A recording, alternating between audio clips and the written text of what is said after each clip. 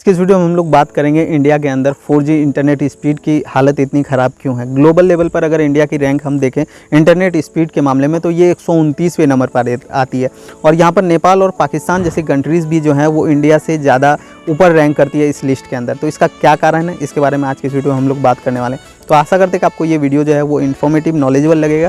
अगर आपको ये वीडियो अच्छी लगती है तो इस वीडियो को जरूर लाइक कीजिएगा और ऐसे ही नॉलेजेबल वीडियोस के लिए मेरे चैनल द नॉलेज टू को सब्सक्राइब जरूर कर लीजिएगा ताकि आपको फ्यूचर में ऐसी वीडियोस मिलती रहे। तो चलिए बात करते हैं कि इंडिया के अंदर 4G इंटरनेट की स्पीड इतनी कम क्यों है। ग्लोबल लेवल पर अगर हम देखें कि 4G स्पीड कितनी होनी चाहिए 100 से 150 MB/s, लेकिन इंडिया के अंदर बहुत सारे ऐसे यूज़र्स हैं जिनमें मैं खुद आता हूँ।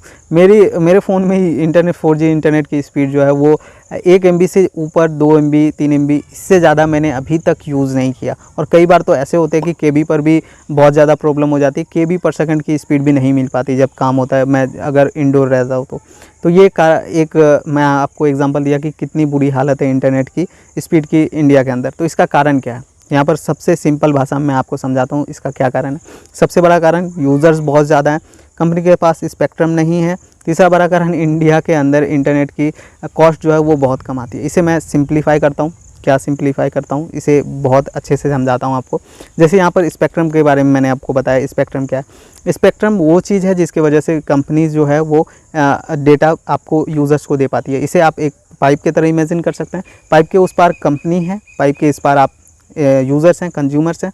पाइप वहाँ से पाइप के अंदर जो है कंपनी वहाँ से इंटरनेट भेजती है, जो कि आप समझ सकते हैं, पानी समझ सकते हैं। वहाँ से अगर कंपनी 1 लीटर पानी छोड़ती है तो पाइप के इस पार भी 1 लीटर ही आएगा। और यहाँ पर यूज़र्स अगर जो कंज्यूमर्स हैं वो 10 हैं तो उस 1 लीटर पानी के 10 हिस्से होंगे। लेकिन वहीं पर अगर यहाँ पर 100 यूज़र्स आ जाते हैं तो उसी 1 लीटर पानी का 100 हिस्सा होगा। इसके वजह से आप देखते होंगे कि रात के समय इंडिया के अंदर 4G इंटरनेट की स्पीड जो है वो ज़्यादा अच्छी हो जाती है, क्योंकि तब यूज़र्स कम हो जाते हैं। तो ये स्पेक्ट्रम है।